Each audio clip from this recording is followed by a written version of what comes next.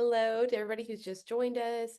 We did, Shia just popped in, said the chat was disabled. So I think that we got that sorted. You should be able to send us a chat. Maybe just try that out and let us know if you have any questions or anything. If you want to throw that into the Q&A channel. Yes. Okay, perfect. You're awesome. Okay, so yeah, so the chat is all set up.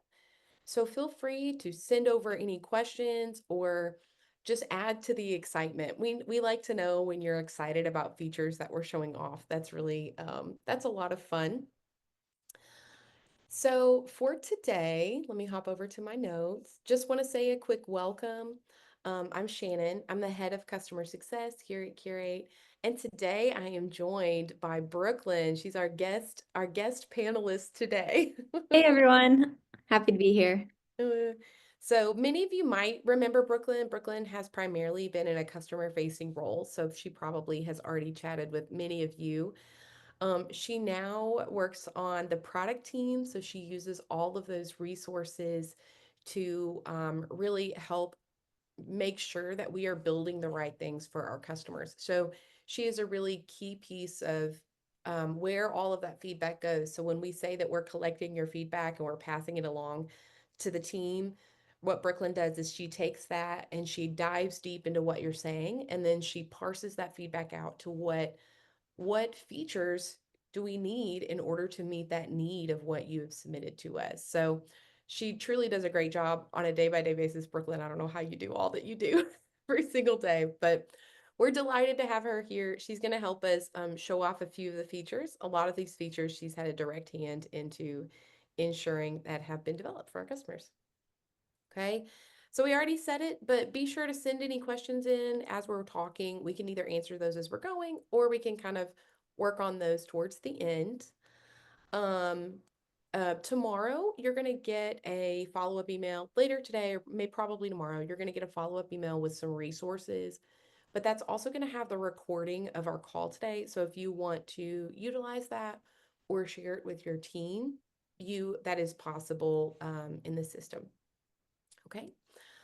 All righty. Well, we are going to kick off. I think that we don't have any starting questions, but like I said, if you're excited by something that you're seeing, be sure to let us know.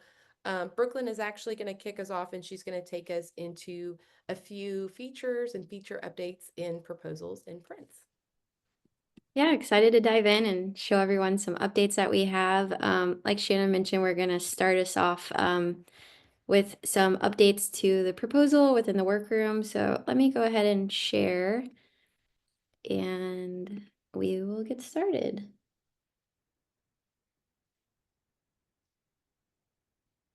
Okay, I believe it's sharing my entire screen. So hopefully everyone can see the workroom right now. One of the first features that I'd like to go over is some updates to our line item slide outs that applies to both the order view and then also within the recipe view. So we'll start here on order view and then we'll kind of make our way over to recipe view, which I think most folks will be more excited about the recipe view updates, but there are some edits that have been made to the slide out of your line items within order view. So if I open up the centerpiece design line item here, just some little call outs I want to make just to keep everyone up to date. So there are some changes that have been made. The markup dropdown is now next to a count code field. There's also a new non-editable field called estimated cost, which you'll see here. And this estimated cost is a calculation. It's based off of the cost of all your components across the line, or sorry, across all recipes on the line item that you're looking at within the slide out. And then that multiplies by the component quantity and the line item quantity, or just the recipe quantity if the recipe is unlinked. So you'll see that there in the slide out now. Everything within the slide out should continue to function as normal, but just some little edits that have been made there. And the status bar is now full width. So just some kind of small tweaks within the order view, and then now within recipe view, you're going to have access to that same type of slide out. Like Shannon mentioned, I processed a lot of customer feedback, and so I know this was highly requested. Folks wanted to be able to kind of edit all aspects of their line items within this recipe view. So you can do that now. If we open up one, let me go back down to the centerpiece that we were just on. So I can expand it, and then this is going to pop out a slide out. And so now you're going to have access to all those details that you previously just had access on the order view tab. So you can work through this. You can still scroll around on your other recipes, and this slide out will remain open, but this does give you the option to go in and edit.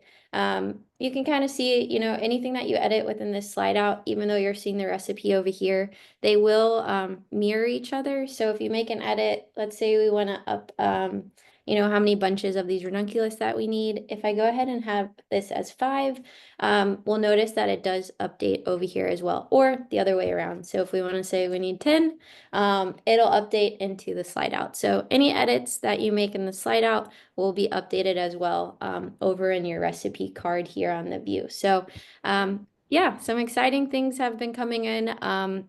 With those changes, I hope that makes work processes easier for everyone. Yeah. I know recipe view is definitely a favorite out of the different options that we have here under orders. Yeah, I've loved showing this to customers. They love the ability to, in those item details, to be able to like read the description in the item details while they're working on the recipe to the side, or vice versa, like right after description or whatever, while you're building out your recipe. So they love having that like side by side view to kind of see that. That's been a huge hit. People have loved that. Well, I'm excited about it. Yeah, this is going to be really helpful. Another view, I guess, going off of, that we made some updates to recipe view, we also now have a component view, which should be helpful.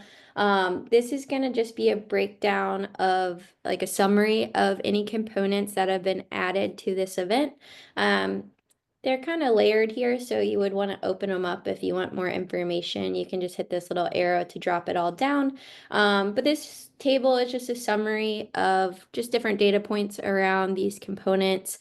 You'll see here that the component name is in bold, and then the underneath is the line item name. So you can Hmm. see here that the ranunculus is on our centerpiece design.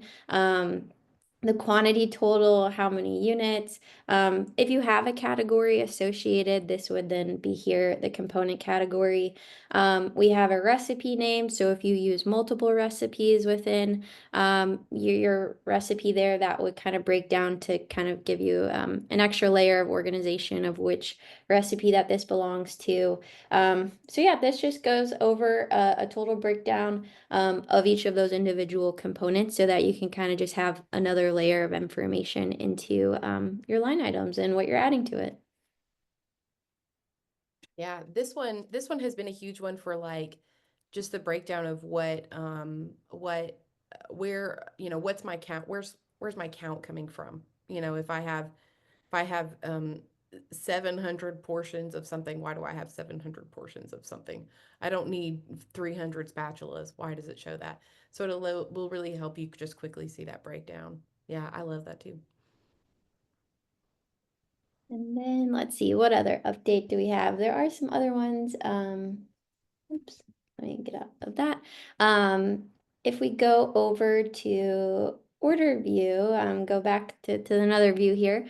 There's another exciting update that we have regarding quantities. So you can now link the quantity to a custom property. So I kind of went ahead and did this one here, but I'll just erase it so that we can see the kind of the full process. So when you go into any type of line item, you can now, if you click in the drop down, you'll see the options. If you have it with the quantity, it'll show in this purple box here. So Mhm. I did, as a step prior to this, input the guest quantity amount on the event details. So this event I have marked as 125 for my guest count.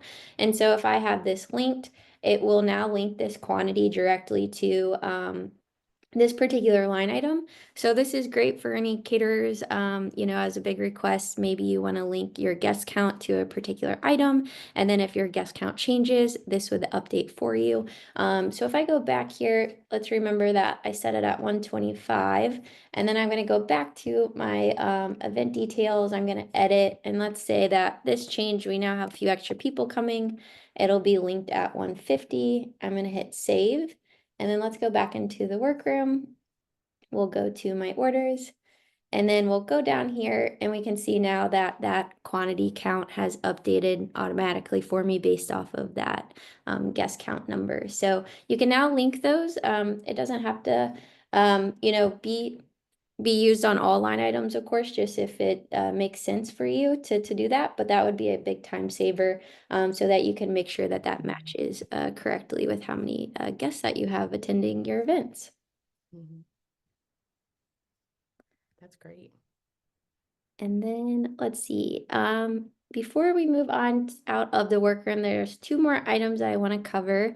One is going to be regarding staffing. This is going to be an add-on feature. But if you're utilizing staffing, we've done some cleanup on these pieces. So let me pull up my notes here. For staffing, I did go ahead and I added these different roles into my catalog. So that would be something you would need to do before you can add a staff member to your workroom here.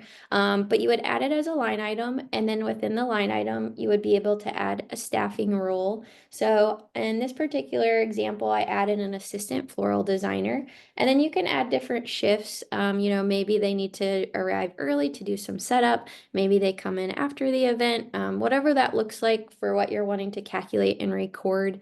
You can add in all these details. As I add the assistant floral designer here, it will automatically lock in both the pay rate and the bill rate, which I had set in my catalog.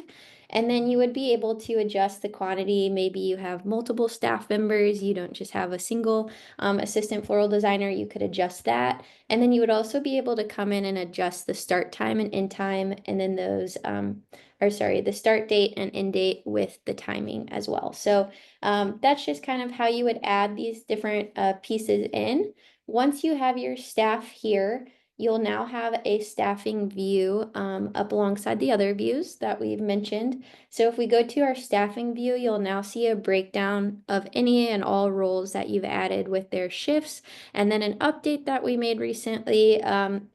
This past month, since we've connected with you all from the last product release, based off of some feedback, is that folks were wanting to have a breakdown here. So we have a full scope of kind of their start date, end date, and the bill total.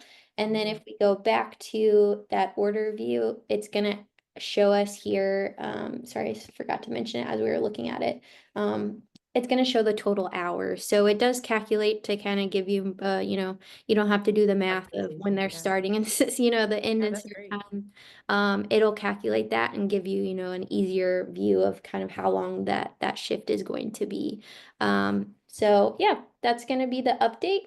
And then the update is that there's a staffing view here among the other ones. It just made more sense. I think originally we had it up top, but with it being a view, it just made more sense to kind of have it cohesive with the other views that you have within the order, since staffing ties to the order itself. Yeah. Yeah, that's great. Yeah, so we do have staffing, for people that do want to kind of manage their staffing, make sure that they're accounting for that correctly within their quotes. That is an add-on that you could add to your account. We'll send over in our follow-up email. We'll send over an article. I think we sent it out last month too, but we'll send over an article for all of the add-ons that you could add on, and that's got pricing and everything associated with it. So you can kind of evaluate that value of kind of integrating that staffing piece into the same system there. But we'll send over that. We'll include that in the follow-up email. Yeah, it's definitely a great tool if it's something that you manage, and you have your own staff or even contracting staff.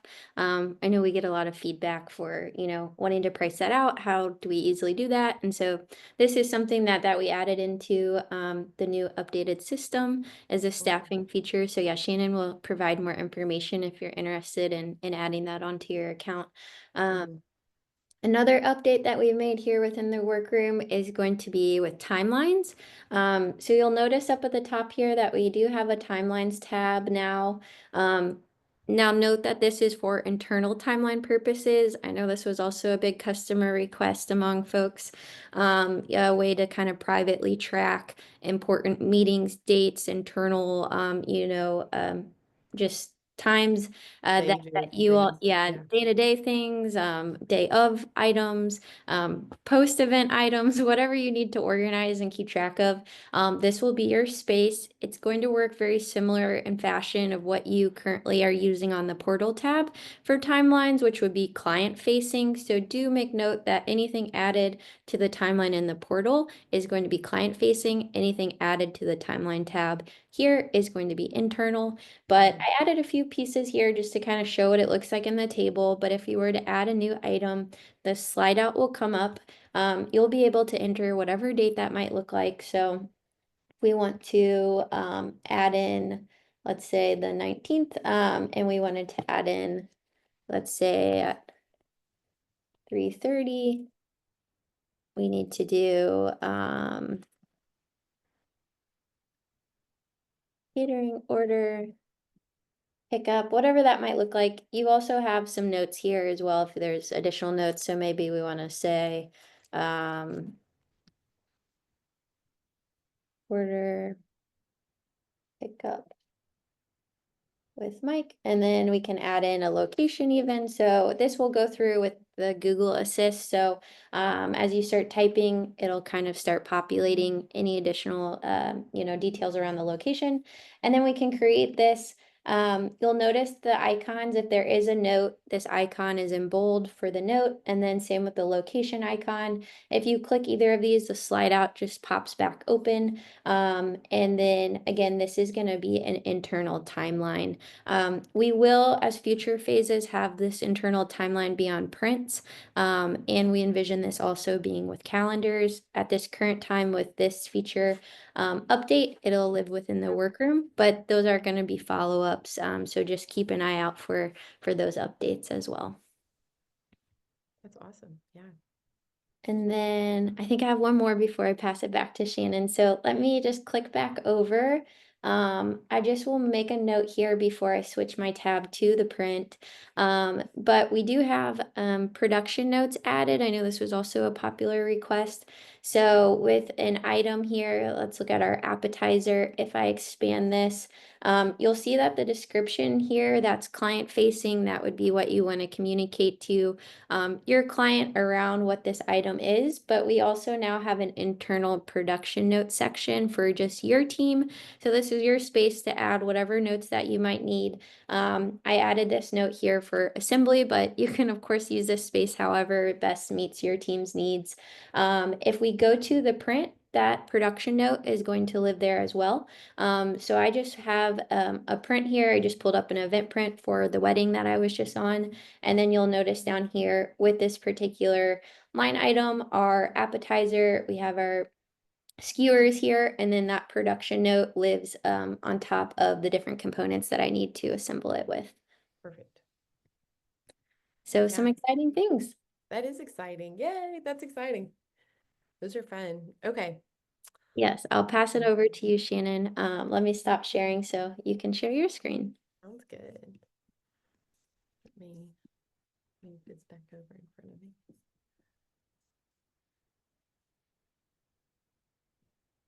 Okay.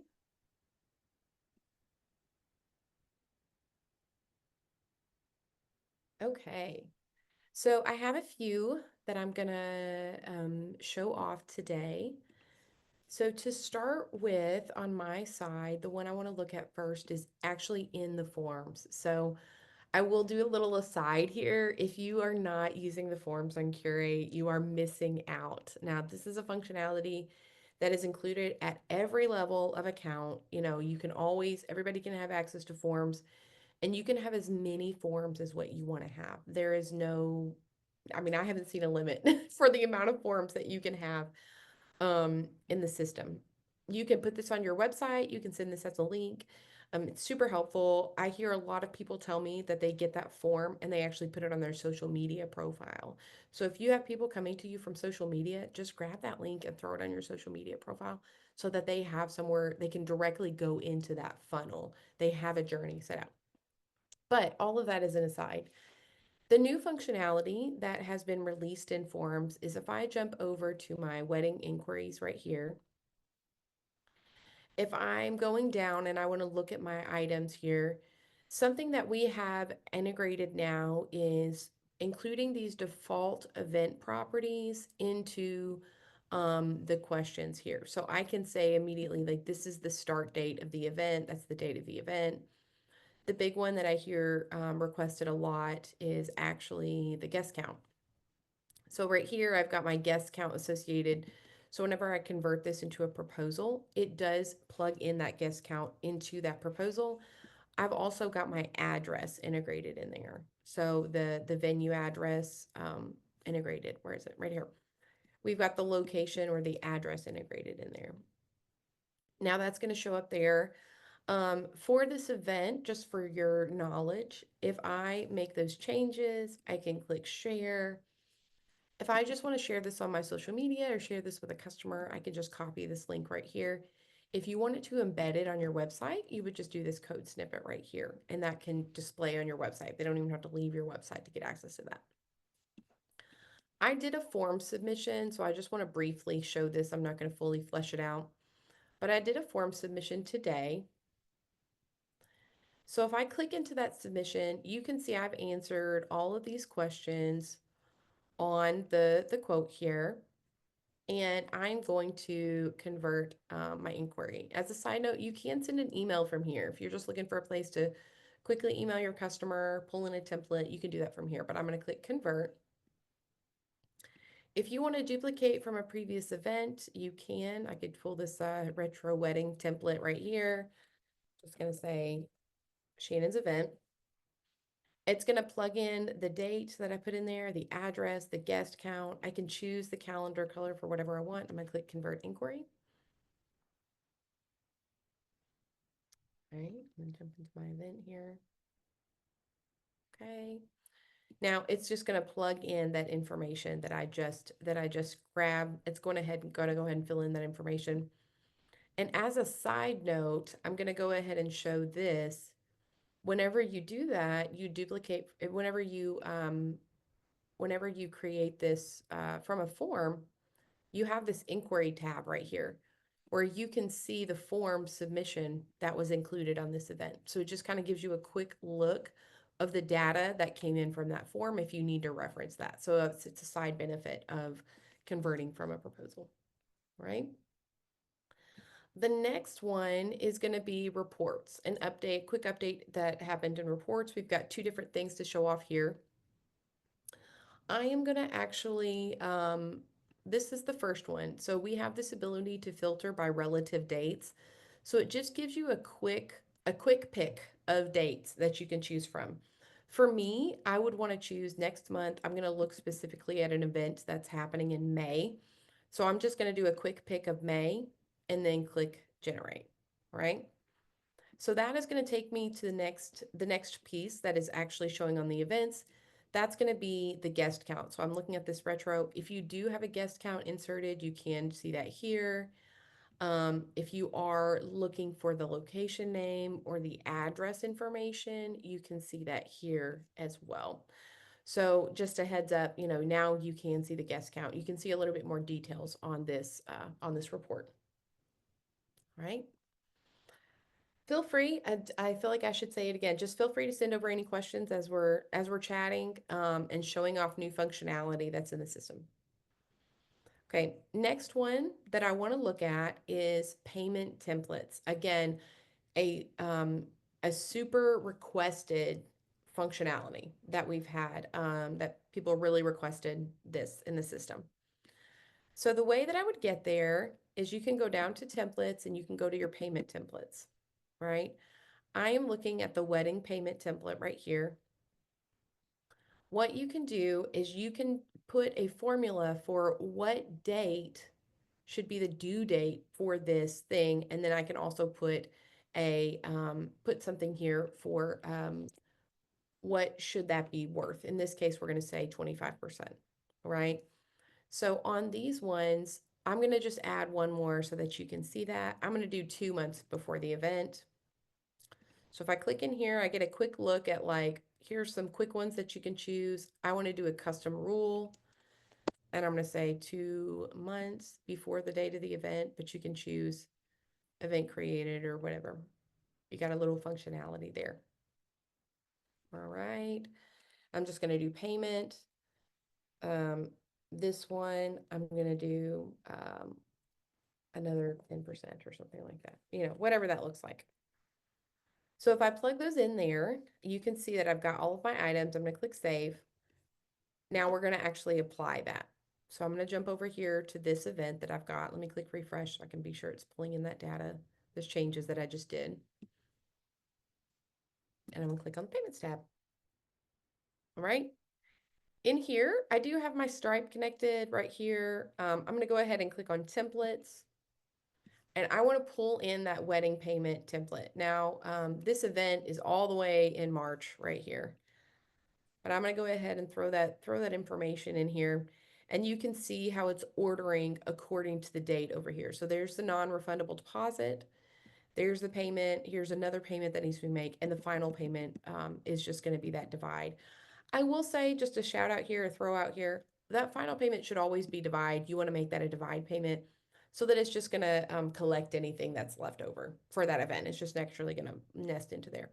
So that's the application. Super quick. Whenever you're building a new proposal, just choose that payment template that you want to apply and then apply that template directly within the proposal so that you're not having to do all of those calculations for dates and everything. Now, this one was super requested. Okay. Yeah, that's a big one. That one's It's a big exciting. one. Yes, yes. And I think there's some extra functionality that is coming here, so just keep an eye out for that. Um, all right. We're getting close here. What I'm going to do here, I'm going to hop over to this next tab, and I want to show up something for the media library. So if I go over here to my media library, I'm just accessing it from the outside. A new functionality that we have is the ability to do folders within a folder, doing nested folders. So if I click on venue, you can see that I've got some photos already in that venue item. Or if I click on design, you can see I've got a few photos that's already here in design. And I think that you can even go deeper. You can create another folder, just doing nested folders into the system. So we see people use this in a lot of different ways, but it does give you that functionality to do those layered folders in the system to match the complexity of your business. Right. Next one is a simple one, but one that was asked for. So we are going to show it off. It's going to be just the resorting of a lot of those pieces to be in alphabetical order. So see how that these are showing in alphabetical order right here. We've got these preview of like the top 5, but they're going to show in alphabetical order here. Another one that I will point out is whenever we're talking about people, it is going to go in alphabetical order based on the last name. That could be just something to remember. Keep in mind, it's going to go in alphabetical order based on the last name. So these ones are in alphabetical order right now. But that just allows you to just have a more consistent experience with those. Okay. All right. I think I'm going to pass back to Brooklyn for just a few more. So Yeah, we're we're taking it we're in the over. home stretch here. There's We just a few more are. things to cover. So let me share my screen again, and then I'm going to go over an update with everyone that we've made to product catalogs. Let me reshare. Alrighty. We should be looking at my strawberry shortcake that I made here in our product catalog. So an update that we've made here within in your products is that when you have recipes within this product, the unit cost over here of the component is not going to be editable, and that is on purpose because we have updated this to be dynamic costing. So it's going to just allow a lot more accurate pricing for you all. So what that means is I tried to make this a simple example, but let's make note here that in my current strawberry shortcake recipe, I have my fresh strawberries. I get a pound of that. My unit cost is $3. And so if I'm going to go back to my catalog and go to components, I'm going to search for my strawberries. And then we can see here that I buy it in 2 pounds, $6. So that's where that 1 pound at $3 came. If I go to edit this, say, strawberries have gone up to $10. I can now save this strawberry updated cost here. And then if I go back to my product, that new costing will be reflected in my recipe. So I now have where you can see that that 1 pound is $5. So it automatically adjusted the pricing based off of the most up-to-date pricing of the component. So we know oftentimes component pricing can fluctuate, change. So whenever you're going in to edit that cost of your component, this will now accurately reflect within the product itself. Previously you kind of had to manually go in and adjust that, and so this should be a huge time saver. Don't worry though, it's not affecting any current products in motion that are on an event. So if you already had the strawberry shortcake added to an event, and already quoted it out, it's not going to retroactively adjust that to throw off any of your current pricing that you've given. This is just going to allow you, when you import this moving forward, it's going to pull in the most up-to-date cost for you. So this is an exciting update that we have regarding the catalog here. And so that's how that will work. Another update that we have made regarding kind of, fulfillment and orders and pricing is going to be with the purchase orders. And so how that looks is if we go to my game plan and then let's go to a purchase order. I just created this one here. And so we can see that there is a fulfillment date. If this fulfillment date is filled out within the purchase order and then you choose to email this to your vendor, you would just go up here to the email icon, hit send, and then it'll pop up with who you'd like to send it to. Since I already associated this vendor, it immediately goes to the vendor that I have there, but you can always add more or less or change it if you need to. I did go ahead and previously email this to myself right before we jumped on the Zoom. So I wanted to show what this looks like. The update here is now that fulfillment date will be on the email. So when you're sending this out, your vendors will be aware of that fulfillment date. So that's just a small update that we've made there as well, with the purchase orders. And then I think that wraps it up for me. And so, Perfect. yeah, I think Shannon wants to just maybe touch on one or two more things to wrap us up, but I had some big shoes to fill today with joining in. So I hope I did the customer success team proud with my walkthrough, but I'll pass it back to Shannon. And thanks everyone for joining and let me show some exciting new updates to you guys. Perfect. Okay, let me just show. I'm just got just one more thing to touch on before we wrap up. So, last thing is important for people who utilize something that we have called branches. So, branches is a way where you can operate multiple businesses within the same account. So you're operating a couple of different things within the same account. So, in this account, we have, I think, three branches that we're operating in this account. The update is that you now have the ability to do integrations from the same, do integrations based on the branch. So in this case, you can see that Bloomco has the ability to connect to either of those. I'm going to jump over actually to the integrations. But if I'm on like New City Creations, you can see I'm connected to Nowsta and Google Calendar. But if I flip over to Bloomco, I've yet to connect those. So I can treat those as independent entities within the system to manage with my Google payments. I'm sorry, with my integrations. The other thing that I'll just note while I'm here is Curate payments. So this one says onboarding is incomplete, but we are utilizing Stripe within this account. I will do a just like an information about Curate payments. Right now, it is by request. So if you are interested in adding Curate payments to your account, just reach out and let us know. This is where those card fees are being passed along to your customer. And you are also able to accept payments via ACH within the system. So those have been highly requested. So just reach out to our team. If that's something that you want to get added to your account, you can. We do also have just the native Stripe integration, and so that just operates just like standard, where those card fees, you're absorbing those card fees. They're not going to be passed on to the customer in any way. So just let us know. We have had an update. Thank you so much for, this goes back, all of these features actually goes back. Thank yous to the customer for giving your opinion, giving your feedback about items, because that's kind of our basis for operation. But for Curate payments, you now will see, if something is pending in the system, and you immediately get an email whenever they have initiated payment, and then you get another email after that payment is completed. So that's one big piece right there. Okay, I think that I might have an outstanding question for the other attendee there, I'll just answer this one live. They asked about um, for the credit card fees to show up on the proposal as a line item.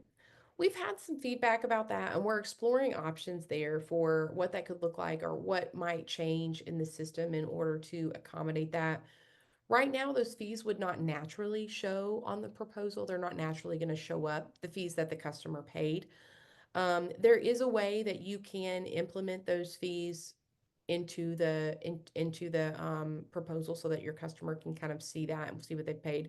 But it is a little manual. It's not going to happen automatically at this point. But I would love to hear more about what you're thinking, what the hope is behind that for that one.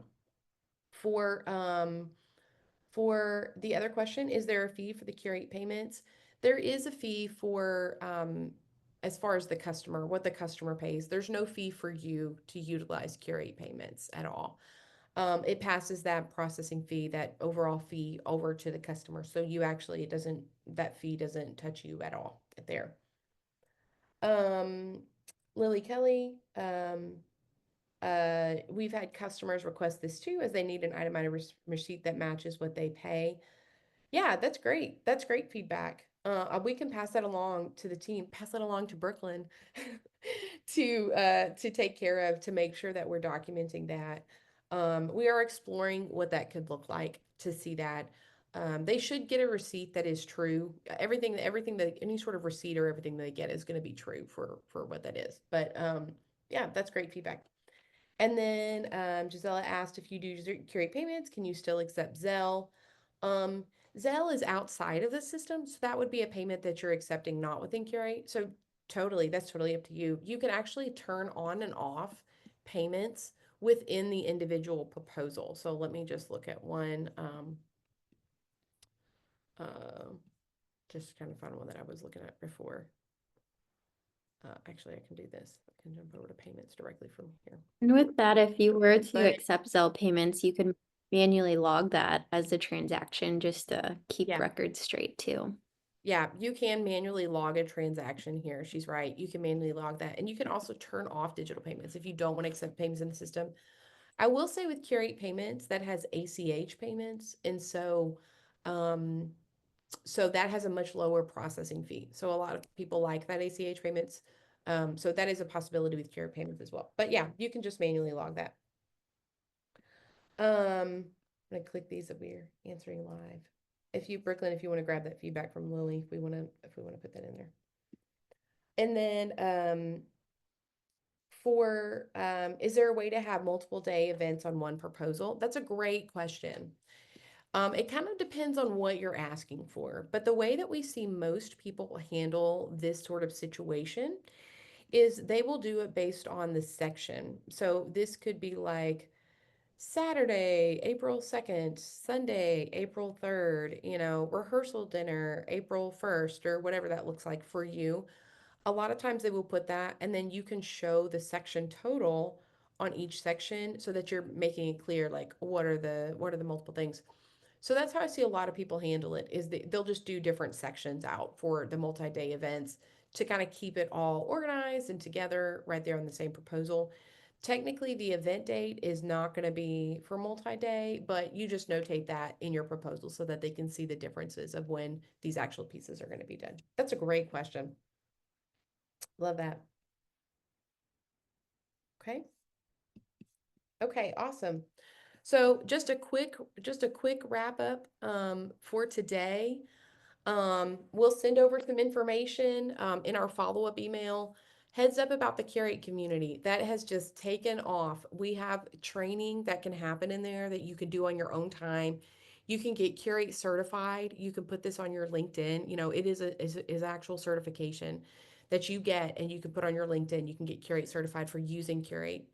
Just remember, if you always need help, you have the little chat bubble right there within your account. Reach out to our support team. You can reach us at support@curate.co. We'll send over the link where you can directly submit any requests in the system. You know, we work on a request system essentially. The more people are asking for something or making their feedback known or whatever, that's how we know what is really important, what we should prioritize. So you can upvote items, things like that. One thing that I will throw out there is we do have an affiliate program. I've been chatting with a lot of people about this lately. Um, in Curate, something that you can do is you can give a discount to your friends to use if they are looking at signing up for the system. So please do, sign up for the affiliate program. It's super easy if you have Google. I did Google, like it wasn't even like it was just like I was signing into my account. It was so easy. But that creates a live link, or not a live link, it creates a referral link that you can put on your social media, put on something like that. But it is truly a gift because it includes a discount code for anybody that you're referring, that they can have a discount code whenever they come into Curate. So that's really big. On the other side of that, you also get a thank you from Curate because we don't take it lightly when our customers tell others about us. So you get a thank you, kind of depending on a few things, but usually those start at about $400. So some people refer us so often they actually pay for their Curate subscription. So the main thing is if you're sharing that discount code, you are giving them a discount off of their plan for your friends. So we'll send over that one. And then this month we're doing a special for any sort of add-ons or upgrades that you may want to do in your account. We're doing 20% off. So just when if you want to add anything, do rentals, or you want to add on the staffing that we talked about today, the AI, the users, anything like that, just mention this Zoom call and you'll automatically get 20% off of that add-on. So just don't forget, mention the Zoom call and you'll get that added. So that's for the remaining of the month of April. But thank you so much for joining us today. Be sure to join us next month as we go over all the new features. This really is like you're on the edge of design here. As things are being released, this is where we talk about them and show them. Please pass along that feedback. Let us know anything that we can help you with. Reach out to support. We're here to assist. And we'll see you next month. Bye.